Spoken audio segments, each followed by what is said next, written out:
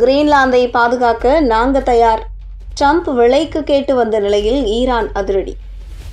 கிரீன்லாந்தை வாங்க அமெரிக்கா விரும்புவதாக Donald Trump கூறியிருந்த நிலையில் அமெரிக்கா ஆக்கிரமிக்க நினைக்கும் கிரீன்லாந்தை பாதுகாக்க தயாராக இருப்பதாக ஈரான் தெரிவித்துள்ளது பரபரப்பை கிளப்பியுள்ளது.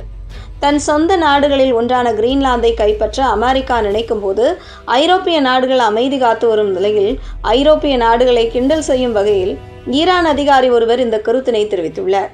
அமெரிக்க அதிபர் டொனால்டு ட்ரம்ப் ஐரோப்பிய நாடுகளின் ஒன்றாகவும் டென்மார்க் நாட்டின் தன்னாட்சி பிராந்தியமாக விளங்கும் கிரீன்லாந்தை விலைக்கு வாங்க தயாராக இருப்பதாக கூறினார்.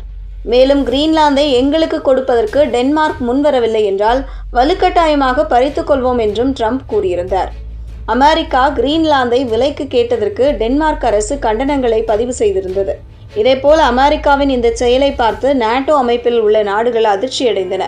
மேலும் கிரீன்லாந்து மீது அமெரிக்கா எந்தவித நடவடிக்கையினையும் எடுக்கக்கூடாது என்றும் ஐரோப்பிய நாடுகள் கூட்டமைப்பு கூட்டாக அறிவிப்பினை வெளியிட்டன. வெறும் அறிக்கையோடுதான் இந்த அறிவிப்பானது முடிந்ததே தவிர அமெரிக்காவின் இந்த நடவடிக்கைக்கு எதிராக எந்த ஒரு முயற்சியினையும் ஐரோப்பிய நாடுகள் எடுக்கவில்லை. ஒரு கண்டனம் கூட தெரிவிக்கவில்லை.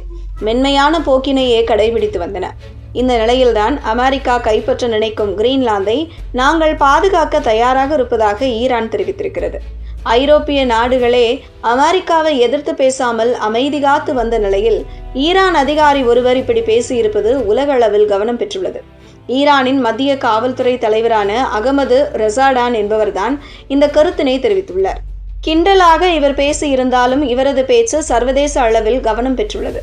அவர் கூறுகையில், உங்கள் சொந்த நாடான கிரீன்லாந்தை அமெரிக்கா கைப்பற்ற நினைக்கும் போது கூட உங்களால் எதுவும் செய்ய முடியவில்லை. வேண்டுமென்றால் சொல்லுங்கள், நாங்கள் வேண்டுமானால் கிரீன்லாந்தை வந்து பாதுகாக்கிறோம். கிரீன்லாந்தை பாதுகாக்க நாங்கள் தயாராக இருக்கிறோம் என்று கூறியிருந்தார். இவரது பேச்சு உலகம் முழுக்க கவனம் ஈர்த்துள்ளது. ஈரானை எளிதில் அழித்துவிடலாம் என்ற அமெரிக்க அதிபர் டொனால்டு ட்ரம்பின் கனவு பொய்த்து போனது.